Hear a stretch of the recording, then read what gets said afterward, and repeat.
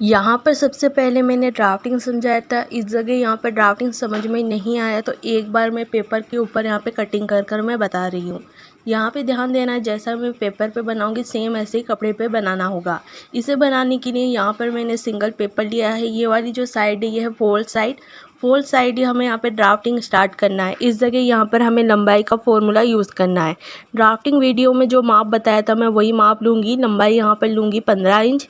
इस जगह यहाँ पे लाइन बना दूँगी। इस जगह यहाँ पे लेना है तीरा है यहाँ पे 5.5 इंच और आर्मोल है 6.5 इंच। इस जगह यहाँ पे 5.5 इंच पर हम मार्क करेंगे। सेम इसी की तरह नीचे हम आर्मोल का निशान लेंगे। आर्मोल के लिए यहाँ पे 6.5 इंच पर मार्क कर रही हूँ। इस जगह यहाँ पर इसे सीधा कर देंगे। ये हो जाएगी हमारी आर्मोल लाइन। जहाँ से आर्मोल लाइन ख़त्म होता है वहाँ पे लेंगे हम चेस्ट लाइन। चेस्ट यहाँ पे लूँगी 9 इंच। सेम कमर लाइन भी यहाँ पे मैं 9 इंच पे मार्क करूँगी। कमर की जो फिटिंग है यहाँ पर मैं बाद में करूँगी। इस जगह यहाँ पर इस लाइन को सीधा कर देंगे। लूज़ और टाइट करने के लिए यहाँ पे सिलाई मार्जिन की ज़रूरत है। इसके लिए मैं 1.5 इंच पे मार्क कर रही हूँ। इस जगह यहाँ पे लाइन को सीधा कर देंगे। सेम ऊपर की साइड भी यहाँ पे इसे हम सीधा कर देंगे। इसके बाद यहाँ पर हमें आर्मोल का निशान लगाना है। आर्मोल के लिए यहाँ पर मैं 1.5 इंच पे मार्क करूँगी। इस जगह यहाँ पे कॉर्नर से 1.5 इंच आगे आएंगे। जो भी आर्मोल लाइन है इंची टेप को इस तरीके से रखेंगे। इसका हम हाफ करेंगे। इस जगह यहाँ पे हाफ आ रहा है, इसी जगह से हमें राउंड शेप यहाँ पे देना होगा। ये हो गई हमारी बैक पार्ट की आर्मोल की गोलाई।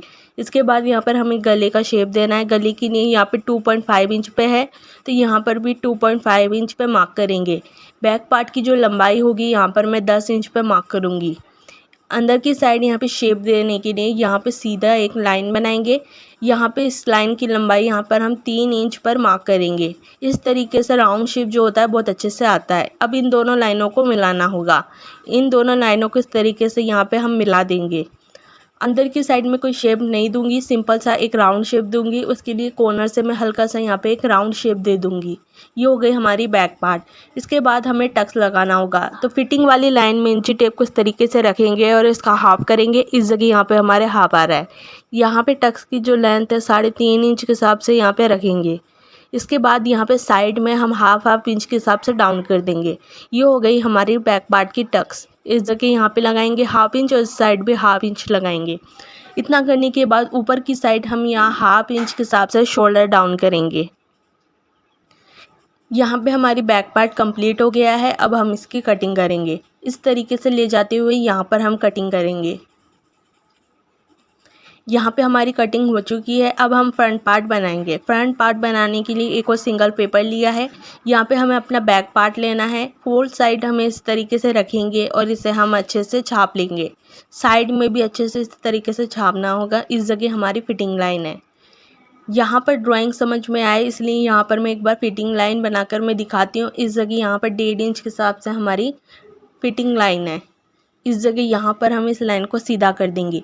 इसके बाद हमें फ्रंट पार्ट में आर्मोल की गोलाई देना होगा तो हाफ इंच के हिसाब से डाउन करेंगे और अंदर की साइड यहाँ पर राउंड शेप दे देंगे। इस जगह यहाँ पर हाफ इंच के हिसाब से डाउन करना ज़रूरी है, नहीं तो ब्लाउज में यहाँ पे फुलन आ जाएगा। इसके बाद यहाँ पर हम 2.5 इंच पे मार्क करेंगे गले की चौड़ाई के लिए। गले की जो लेंथ है यहाँ पर हम 6 इंच पे मार्क करेंगे। इस जगह यहाँ पर हमें एक बॉक्स बनाना होगा। यहाँ पर हमें शेप देना होगा। शेप हम बाद में देंगे, पहले हम अंदर की साइड यहाँ पे शेप देंगे। बाहर की साइड यहाँ पर मैं 2 इंच पे मार्क कर रही हूँ। इस पॉइंट को इस पॉइंट से यहाँ पे मिलाना होगा। इस तरीके से यहाँ पर इस लाइन को सीधा कर देंगे। इसके बाद यहाँ पर हमें अंदर का शेप देना है तो ऊपर जो भी यहाँ पे तीरा है इस जगह हम अपना इंची टेप को यहाँ पे इस तरीके से रखेंगे। इसके बाद यहाँ पर हमें पॉइंट का निशान लगाना होगा तो इस जगह यहाँ पर हम पॉइंट का निशान मार्क करेंगे। जिस जगह हमने मार्क किया है इस जगह यहाँ पर एक सीधी लाइन बना देंगे। इसके बाद जो भी चेस्ट की गोलाई है उसे हम 10 से डिवाइड करेंगे। इस जगह 3.6 इंच पे मार्क करेंगे। जिस जगह यहाँ पे क्रॉस बन रहा है इसी जगह हमें इस लाइन को यहाँ पे सीधा कर देना होगा। यहाँ पे ध्यान देना है, बाहर की साइड हमने 2 इंच लिया था तो अंदर की साइड भी हमें 2 इंच पे मार्क करना है।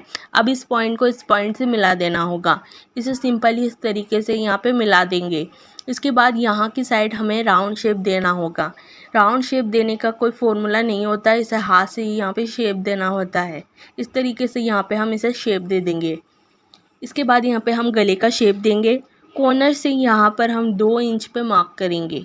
इसके बाद यहाँ पे चाहो तो राउंड शेप दे सकते हो, नहीं तो वी शेप दे सकते हो। यहाँ पर मैं वी शेप दूंगी। इसके बाद यहाँ पर हमें हाफ इंच के हिसाब से शोल्डर डाउन करना होगा। इस जगह यहाँ पर हम हाफ इंच के हिसाब से शोल्डर डाउन कर देंगे। इतना करने के बाद यहाँ पे ड्राइंग कंप्लीट हो जाएगा। इस तरीके से यहाँ पर हमें कटिंग करना होगा। जिस तरीके से मैं पेपर के ऊपर बना रही हूँ सेम इसी तरीके से हमें कपड़े के ऊपर भी बनाना होगा। यहाँ पे जैसा राउंड शेप है इस तरीके से कटिंग करेंगे। यहाँ पे ध्यान देना है, अंदर की साइड ये वाला जो पीस है ये पूरा वेस्ट हो जाएगा। इस पीस की हमें ज़रूरत नहीं है। इस जगह यहाँ पर अब हमें गले की कटिंग करना होगा। इस तरीके से हम यहाँ पे गले की कटिंग करेंगे। इतना करने के बाद यहाँ पर ये कंप्लीट हो जाएगा। ये कुछ इस तरीके से यहाँ पे दिखाई देगा। सेम इस तरीके से यहाँ पर ये बनेगा। इसके बाद यहाँ पर हमें बैक पार्ट तैयार करना होगा। बैक पार्ट अभी यहाँ पे कंप्लीट नहीं हुआ है। इस जगह यहाँ पर हम राउंड शेप देके कंप्लीट करेंगे। यहाँ पर हाफ इंच के हिसाब से हमें शोल्डर डाउन करना होगा। इस तरीके से बैक पार्ट है जो कुछ इस तरीके से यहाँ पे दिखाई देगा। इस जगह यहाँ पर मेरे समझाने का तरीका अगर आपको अच्छा लगा है तो चैनल को लाइक करें, सब्सक्राइब करें, बेल आइकन यहाँ पर ज़रूर दबाएं ताकि जब भी मैं वीडियो बनाऊँ मेरा वीडियो सबसे पहले आप तक पहुँच जाए।